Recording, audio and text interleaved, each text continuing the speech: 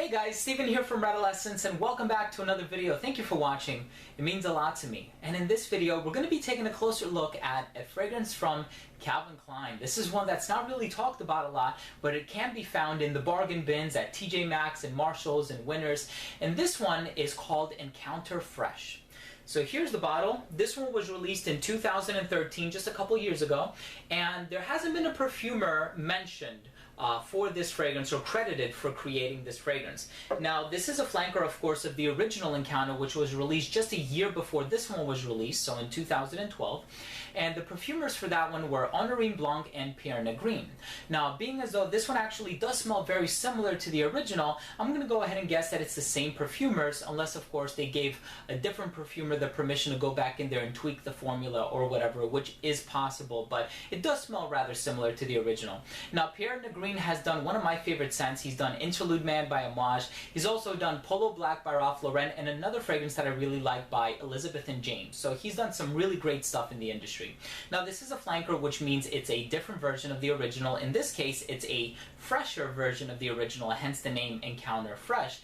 And this is classified as a woody aromatic. Next up, let's take a look at the presentation.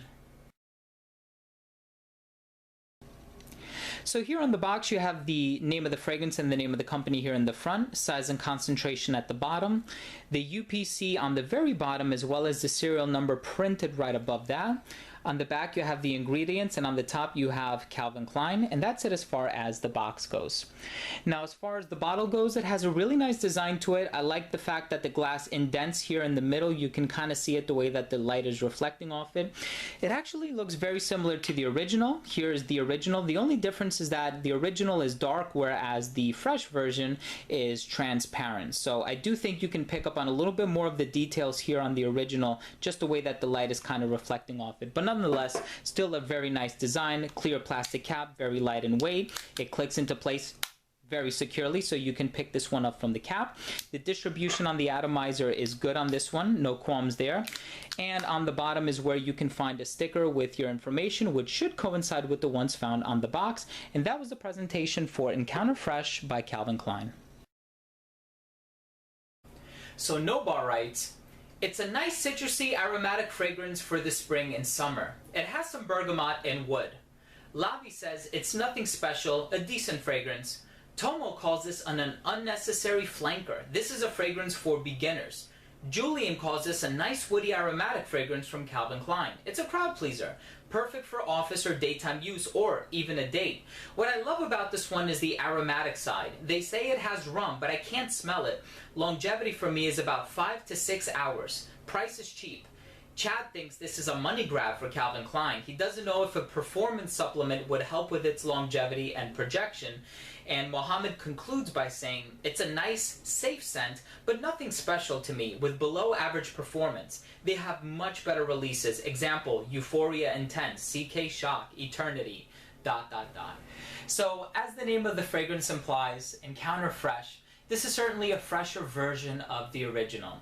Now, I said that this actually does smell quite similar to the original, but with some aquatic and citrusy overtones. Now, there are no aquatic notes listed in there, but I do kind of get some of that. There's kind of like a salty sourness going on in here. When you smell the citrus, you'll know exactly what I'm talking about. Now, this is yet another fragrance that contains this infamous mojito accord. And we've seen a lot of fragrances having that mojito vibe, as we like to call it in the community. We have 1861 Renaissance by Xerjoff, we have Acqua Decima by Eau d'Italie, we have Guerlain Homme, and then we also have a few flankers of that scent, if I'm not mistaken, like an intense version or whatever. So this is just another redundant hash off of all of those other mojito accord fragrances that we've already grown to love, many of which we actually own, like Acqua Decima by Eau d'Italie. You probably can't see it, it's outside of frame, but that's one of my favorite mojito accord fragrances. This one, I hate to say, is my least favorite out of all of those that I just mentioned. It just comes across smelling a little uninteresting, a little synthetic, a little generic. I hate to use those adjectives, but that's the clearest way to communicate it to you guys. Now, this is a nice scent for what you're getting. I actually bought this one at Marshalls when I was down in Florida. I bought this one for $8.99, and this is the 3.4 ounce Eau de Toilette 100 ml size. So I got a really good deal, and I thought to myself, at $8 and change, I can't really go wrong. Well, you know, it wasn't really entirely what I was expecting. The note breakdown promises a lot, but it doesn't necessarily deliver. Now, you do have this mojito accord, and let's just go ahead and ask ourselves, what is in a mojito? So you have lime, you have club soda or seltzer water, which kind of gives it that effervescent fizziness. You have, of course, tequila, which, of course, is a spirit, and spirits have spices in them. But then you also have lime. There's certainly no lime in this scent. There's a lot of citric acid, comes across very bright and sharp and pungent, and at times even smells a little bit sour, but I think bergamot is listed as a note in this scent, so that was clearly a deviation. And mint isn't listed as a note either. Now, there is geraniol used in this scent, which is an aroma molecule that I think is supposed to replicate the smell of geranium, hence the name. And geranium, for those of you who have smelled it in fragrances or even in the essential oil form, know that it does have a minty overtone. So that could be potentially what's giving this one that mild minty quality about it that you really only get in the opening of the scent. In the dry down, you get some wood. Sandalwood is listed as a note, which I think could carry a little bit of sweetness, but it's really mainly the labdanum resin in the scent that gives you that sweetness that is perceivable in maybe like the 3rd to 4th hour of application. Now, I don't really get too much sandalwood in this scent. I do have to agree with a lot of other reviews of people online saying it smells more like oud than anything. Yes, because the original Encounter does contain oud. So when it dries down, I actually get that original DNA. So that's why I'm more so on the side of saying that this one contains oud, not necessarily sandalwood. Now, it also has the spice of cardamom, and cardamom is a culinary note, very bright and herbal. It's not done as well in this scent as it is done in La Nuit de l'Homme by Yves Saint Laurent. So for that reason, I think it's a little bit inferior. And another weird thing about this scent, it has a mojito accord, but at the same time, it has a rum note.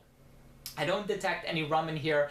I know a lot of spices are used in the fermentation of rum, so maybe that's what they're trying to pass off as rum. But the only time this fragrance smells boozy is in the first 5 seconds when you first apply it, because you have that perfumer's alcohol smelling like alcohol. But once it dries down, what you get is really a watered down version of the original with some citrus overtones, a little bit of sourness in the citrus as well, which to some people, they might actually like it, as weird as it sounds. Me, I liked it for a little bit and then I grew tired of it very quickly.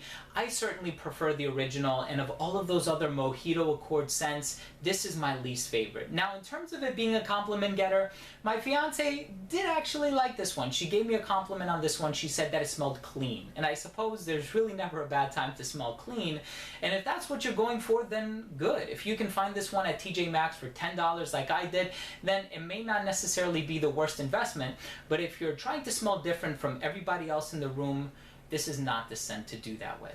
Last up, we have the rating.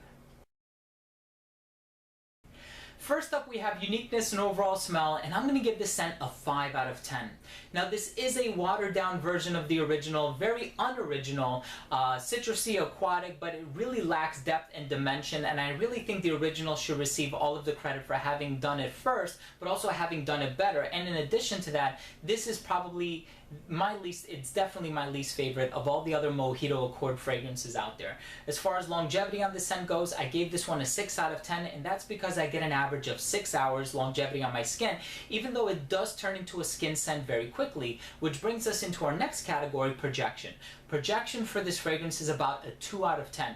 Now, this fragrance projects excellently, but only in the first half hour of application. And that's because so much money is invested into the top notes. There is a lot of citrus going on in this scent. So of course, citrus notes are very volatile and they will jump up off your skin and evaporate and etherealize very quickly. And then what you're left with is a slightly woodsy, vanillic skin scent, which is not appealing. Versatility on this one is a 5 out of 10. Unfortunately, I would only wear this in the hotter weather. I would only wear this casually, only because of the scent, but also because of the price tag. I suppose anybody of any age can wear this, and anybody of any gender can wear this. I don't see the harm in women smelling like sour citrus anyway, so.